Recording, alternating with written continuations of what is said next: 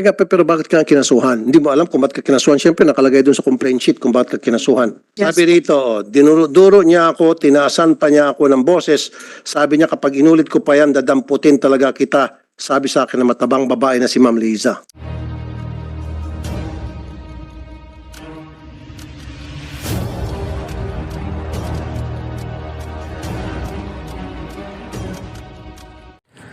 Hello mga idol, kumusta kayo? Ang ating ngayong video ay tungkol kay Nanay LB Vergara, yung katulong na inabuso o minatrato ng kanyang amo hanggang siya ito ay maraming pasa o mga piklat at nabulag pa ang kanyang mata. So bago natin umpisahan mga idol ang video ito, ay huwag niyo kalimutan mag-subscribe at pakihit na rin sa notification bell sa all para lagi tayo updated sa mga bago nating upload tulad nito. Maraming salamat po.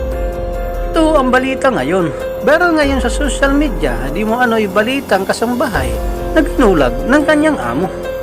Minatrato, nagsalita na sa pagdinig sa Senado. Pangulong Bongbong Marcos umaksyon na. Para mapabilis ang paggamit ng hustisya, ito'y ayon sa ating kababayan. Mga senador nang gigil sa galit sa naging pagdinig sa Senado.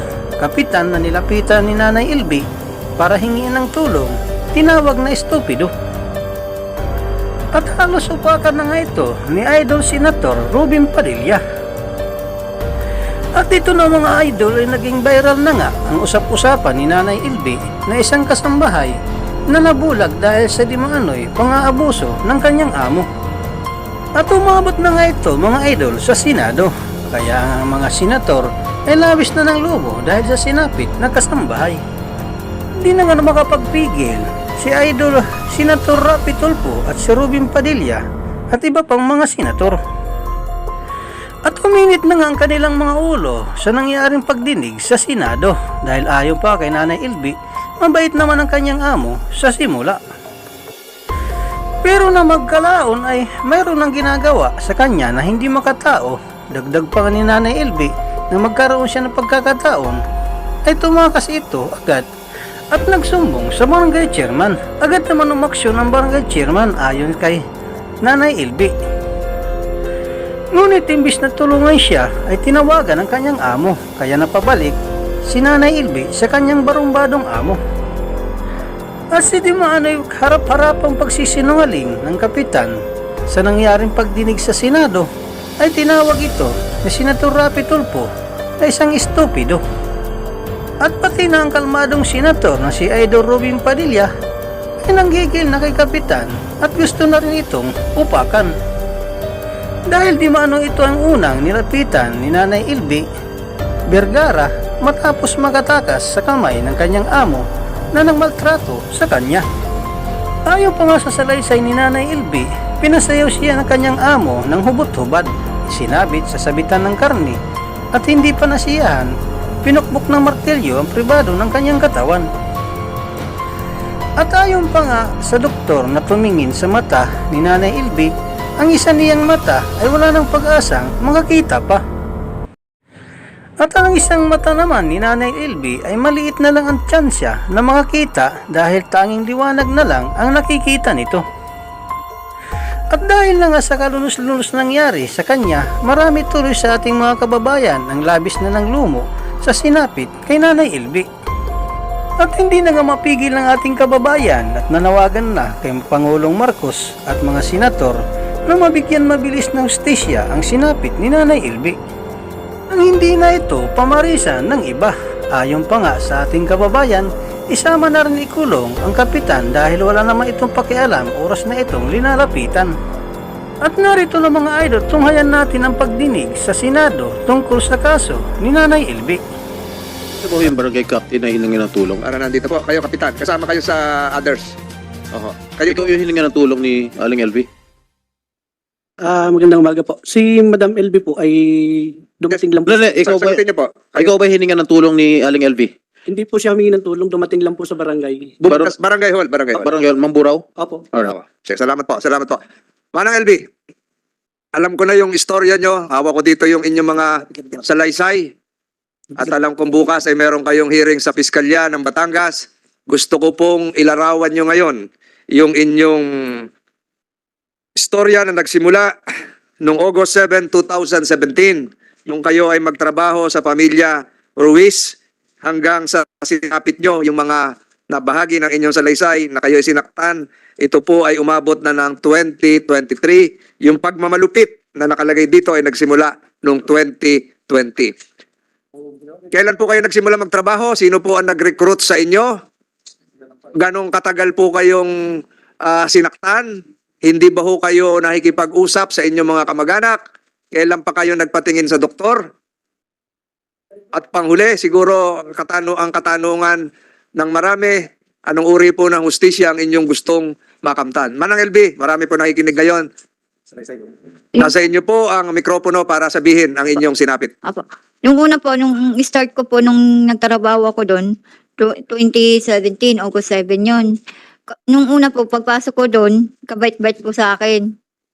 Nung huli na po, nung nagkunting mali lang po, nung 2020, sinasaktan na po ako.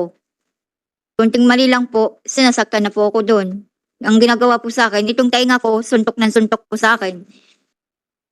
Tapos po, yung pag konting mali po, yun, tuloy na tuloy po yung nananakit sa akin. Tinatagyakan, hinahampas. Tapos po, inuuntog sa freezer. Ano po? Sa freezer po, nakahigang freezer. Inuuntog po yung ulo ko sa CR. Tapos sa mga dingding, kahit saan po. Sino unang nanuntok? Yung babae, lalaki? Yung pong babae. Ito po ay nagsimula noong 2020. Ito na po yung COVID pandemic. Tama po? Opo, Kasi- na po nila ako pinalabas. Kasi siguro yung mga amo nyo ay hindi rin lumalabas ng bahay kasi lockdown noon. Opo. So tuloy-tuloy po 'yan hangga't kailan po kayo nawala ng vision, hindi kayo kailan kayo nabulag ng paningin, kailan kayo nawala ng paningin? Ito pong kaliwa, kasabay po ng tainga ko. Nung Pebrero po, to 2020 din po. 2020 yung kanan, Yung pong noong 2021 po. hindi kayo pinatingnan sa doktor, hindi kayo Po. yung mga ngipin po doon sa kanilang kamay din po Opo. nangyari po 'yan. Opo, sa babae po. Tapos ang nabasa ko sinabit kayo doon sa sabitan ng karne. Opo, totoo po yun. Bakit magkakarne ba ho sila? May freezer, ano ba hong meron sila? Mayroon- Paano buhay nila? Po, nakakatay po sila ng baboy. Ayun, nagkakatay sila ng baboy, kaya may freezer sila na upright freezer siguro, yung malaki. Tapos yung sabitan ng karne, yung nakagaya sa palengke, yung letter J na bakal, Opo. doon kayo sinabit. Opo, sinasabit po nila po ako doon. Hindi po kayo nagsuplong sa inyong mga kamag-anak, sa pulis? Eh, sinamsam po yung cellphone ko, paano po ako makatawag. Pinasweldo ba ho kayo? Hindi po, buwat nung nag-start po ako doon. Kahit piso? Wala po. Ilang taon kayo nagtrabaho na walang sweldo? Para pong 7 taon na po. 7 taon walang sweldo. Opo. Meron sigurong katanungan dito. Alam nyo ho,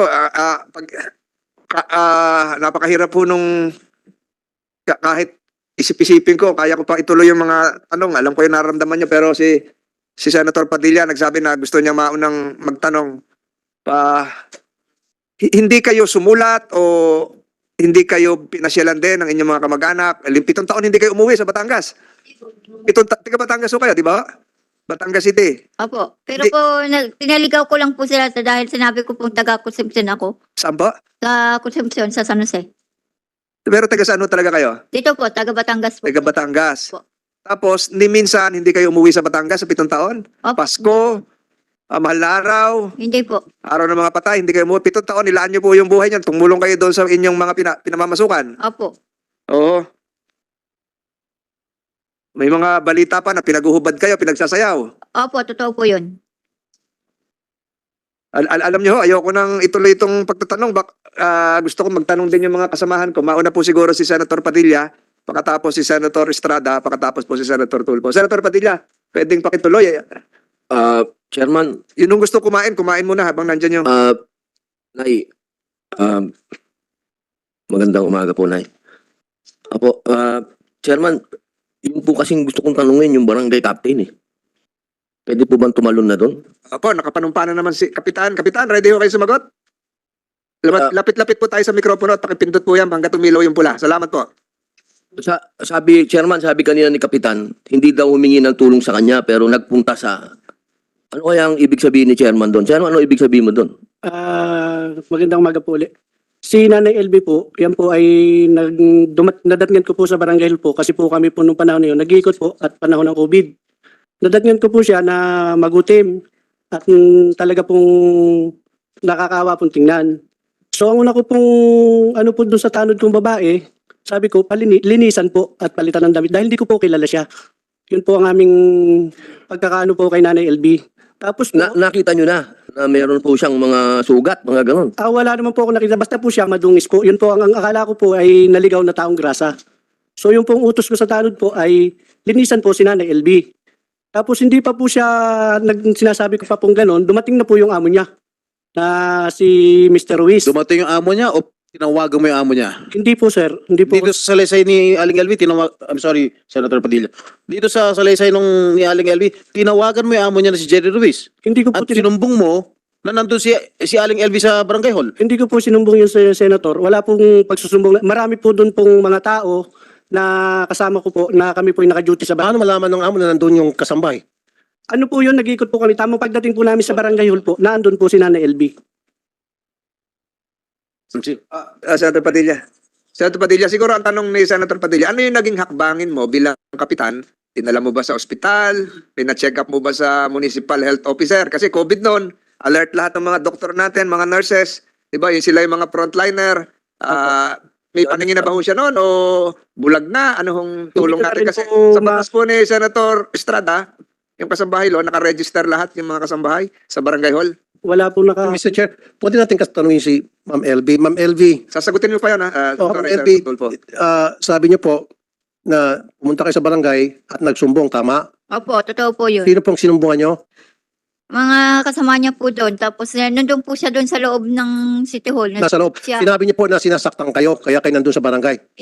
Opo, sabi ko po, ipakicheck po yung gamit ko dahil aalis na po ako doon. Nakatakas nga po ako doon. Nga po ako pumunta sa kanya. Okay. So nakatakas kayo, sinabi niyo sa kanya nakatakas ka, daladal mo yung gamit mo at sinabi niyo rin sa kanya na sinasaktan ka ng amo mo, tama?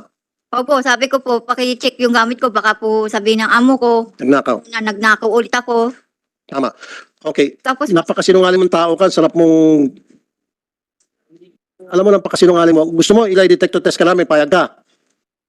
Sige, pag lumitaw na ikaw ay nagsinungaling sa lie detector test, kukulong ka agad namin dyan sa baba. Good. Pakibukas yung mic.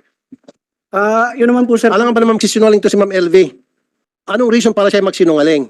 Ikaw may dahilan ka para magsinungaling kasi tumawag ka sa amo tapos for all we know, baka bayad ka sa amo, baka sinuhulang ka ng amo. Ay yun po sir ang There's no reason why she would be lying here. Alam mo, Chairman, kung nasa matinong pag-iisip ka, kung tama ka, patas ka, the first thing you should have done is pa-check siya sa doktor, tawagan mo si HR, tawagan mo PNP, sabihin na meron dito, mukhang kawawa na kasambahay at tumakbo sa kanyang amo, ang kanyang reklamo ay sinasaktan siya, etc. Yun dapat ginawa mo. Ang ginawa mo, sinurrender mo siya uli sa amo, hindi napakawalang hiya mo. Sir, excuse po sir, hindi ko po isinorender po yan at lalong hindi po ako tumawag sa amo niya. Kasi ang nangyari, naibalik siya uli sa amo niya. Kasi kung ganong sitwasyon, kung sa akin yung kung ako si barangay chairman, may dumating sa akin kasambahay, kaawa-awa yung sitwasyon, madumi, sabi mo parang taong grasa, ipapacheck ko muna sa ospital, hindi ko muna payagan na sumama sa amo. At pagkatapos, tatawagan ko yung police, si HR, kung sino-sino pa mga otoridad, DSWD, para sama-sama mag-imbestiga, social worker. Ang ginawa mo, pinayagan mo makabalik ulit sa kanyang amo. Hindi naman po sir ganun ang nangyari talaga po sir. Marami po akong kasamahan doon sa barangay. Kaya po, Maraming kasama sa barangay, pero you call the shots because ikaw ang pinakamataas, ikaw ang chairman, ikaw ang sinusunod ng mga kasamahan mo. ang una ko nga pong hakbang sir, akin pong pinalilinisan sir. Hindi po yung totoong Pero sinabi na nga ng kasambahay yung kanyang sitwasyon na siya'y naglayas, na meron siyang dalang mga gamit, tingnan yung gamit, baka mamaya sabihin na nagnakaw ako. You didn't do that, right? hindi po, wala pong nasabi si Nanay Elvis sa totoong buhay po. Sa totoong buhay, bakit siya magsinungaling? Ay, Bakit siya pumunta sa barangay? Ibig mong sabihin, pumunta sa barangay, naligaw lang? Basta na lang pumunta sa barangay dahil namamasyal? hindi nga po namin, Anong reason ba siya pumunta sa barangay? There should be a reason bakit yung isang tao pupunta sa barangay. Ikaw, alam mo naman dahilan kung bakit ang isang tao pupunta sa barangay, di ba? Bigyan mo reason. Okay, masalita ka. Anong dahilan bakit, kunyari ikaw, ako si chairman, bakit ka pupunta sa barangay? ang ano ko nga, Hindi, pagsagot lang. Bakit ka pupunta sa barangay? Kung ako si chairman tapos ikaw yung kabarangay ko. alam ko po, may kailangan po. Pero po hindi, Exactly. Kaya ka pupunta sa barangay dahil meron ka kailangan, meron kayo susumbong. Therefore, tama itong sinasabi ni Ma'am Elby. Kaya siya pumunta sa barangay dahil meron siyang kailangan at yung kailangan na yun ay tulong mo. Sir, hindi naman po talaga ganun ang totoong nangyari. Yun po talaga yung nangyari. No, kasasabi mo lang sa akin pupunta ka sa barangay, kung ikaw si ordinary citizen at ako si chairman, pupunta ka sa barangay, galing na sa bibig mo na pupunta ka sa barangay, ang isang tao pupunta sa barangay dahil may kailangan siya. Kaya lang, hindi mo inasikaso yung pangangailangan niya, hindi mo siya pinagsilbihan. Inasikaso ko po, sir. Ang una ko nga pong hakbang, pinalilinisan ko po dahil po panahon ng pandemic. Hindi, Kaya nga, matapos mo siya palinisan, sana pinadoktor mo. hindi po, Sana tinawagan mo yung DSWD, tinawagan mo yung CHR, tinawagan mo yung PNP. sir, sana po makapagsalita din muna po ako, sir. Papayagan ka, Kapitan. Papayagan Opo. ka magsalita. Pero with the permission of Senator Tulfo. Isa na lang po. Sige po. Kasi, Chairman, hindi mo ginawa yung trabaho mo sa magkanong kadahilanan na hindi mo ginawa yung trabaho mo ng tama. Kasi kung ginawa mo yung trabaho mo ng tama, hindi na sana lumala pa yung sitwasyon ni Ma'am LV. Kaya sa lumala dahil sa naging pabaya ka sa iyong tungkulin. Kung ako dito ngayon sa committee, sampahan ka dapat ng kaso. Sir, Dereliction of duty. ayun po naman, sir, ay nasikaso po namin. Hindi pa nga po siya nakakapagsalita. Dumating na po yung kanyang amo. At sinabi po niya na sinusundan niya at nakalis po sa kanilang tindahan. Di mas lalo nung dumating yung kanyang amo, mas lalo ka dapat magtaka. Sana sinabi mo sandali lang, hindi mo ba sila pinag-uusap? Wala naman pong naging reaksyon si Nanay Elvis. Sumama po naman siya ng kusa sa amo niya eh. Imposible naman yan. Kaya nga siya lumayas, tapos sasama ng kusa. Wala pa nga po, Senator, na siya reklamo po sa amin. Mr. Chair, ipaano natin to, lie detector test, and then kapag lumitaw na sa lie detector test nagsinungaling to, ikulong natin sa baba. So kukulong kita. Napakasinungaling mo. At yun na nga mga idol, galit na galit si Idol Senator Rapi Tulfo sa kapitan dahil sa wala itong naging aksyon sa paglapit o paghingi ni Nanay LV ng tulong sa kanya. Dito na po nagtatapos ang ating video. Kung nagustuhan mo ang video ito, paiwan naman ko ng like at pasubscribe na rin sa ating munting channel at pakishare na rin para umabot ito sa iba pang nating kababayan. Maraming salamat po. Ikaw, Idol, anong masasabi mo sa bidyong ito? Para sa inyong opinion, i-comment mo niyan sa ating comment section sa ibaba. At kung nagustuhan mo naman ang bidyong ito, paiwan naman ako ng like at pasubscribe na rin sa ating munting channel. Maraming salamat po sa inyong panonood. Sama kayo na rin lang, mag-ingat, God bless. Bye-bye!